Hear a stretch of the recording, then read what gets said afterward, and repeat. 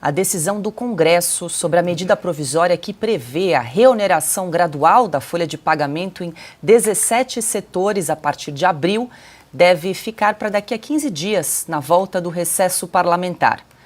Depois de se reunir com o presidente do Congresso e o ministro da Fazenda na noite desta segunda-feira, o líder do governo no Senado, Jacques Wagner, afirmou que a MP não será devolvida.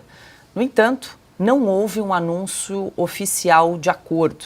Não tem devolução.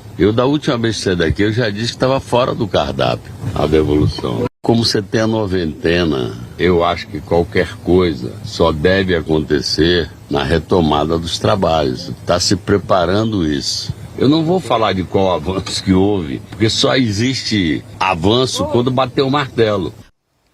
Piotr, eu quero tratar com você do aspecto político, logo mais a gente vai falar da questão econômica em relação à SMP. Vamos lembrar para quem está nos acompanhando, em dezembro passado, então o Congresso aprovou um projeto para prorrogar a desoneração da folha de pagamento naqueles 17 setores até 2027.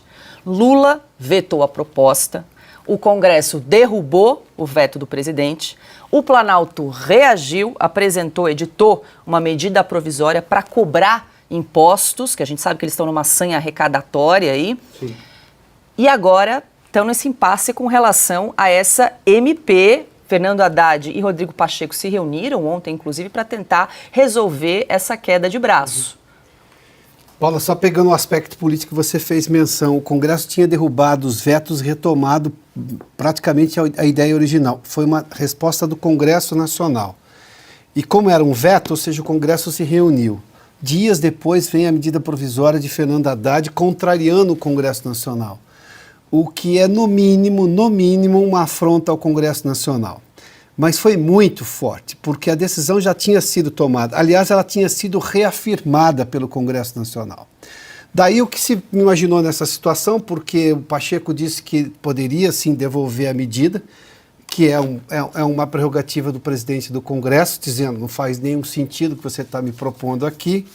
Disse que ouviria todos os líderes do Congresso, os líderes, a maioria absoluta foi contrária à medida provisória, ou seja, pediam pela devolução.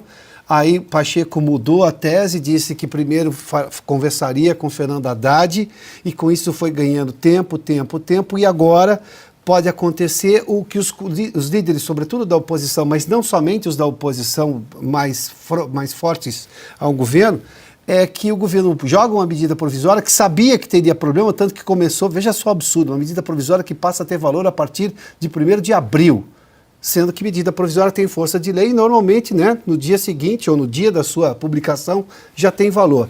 Que o governo joga um monte de coisa ali para chamar o Congresso para discutir, para depois conseguir aprovar 2 ou 3 medidas de uma medida provisória que ficou muito mais ampla do que a lógica da desoneração. Politicamente é uma tragédia, porque a pergunta que se faz é: o Rodrigo Pacheco é presidente do Congresso ou o líder do governo no Congresso?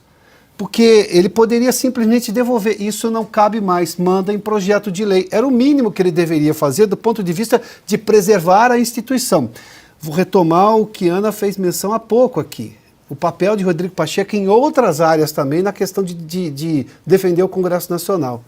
Quando eu fiz há pouco aqui dizendo, o governo é maioria hoje no Supremo, é a maioria de si, obviamente, dentro do próprio governo, e o Congresso balança, vez ou outra, uma resposta negativa ao governo. Mas mesmo quando o Congresso vai lá, democraticamente derruba os vetos, porque é uma prerrogativa do Congresso derrubar vetos do presidente da República, o presidente do Congresso vai lá e tenta negociar. Parece um Rodrigo Pacheco negociador, preocupado com o país. Bom, essa é a visão que ele quer vender. Mas do ponto de vista da forma como se tem hoje de um governo aliado ao Supremo para derrubar o Congresso Nacional, a resposta dele deveria ser, no mínimo, e apenas institucional, de dizer: este assunto o Congresso já decidiu, devolva a medida provisória.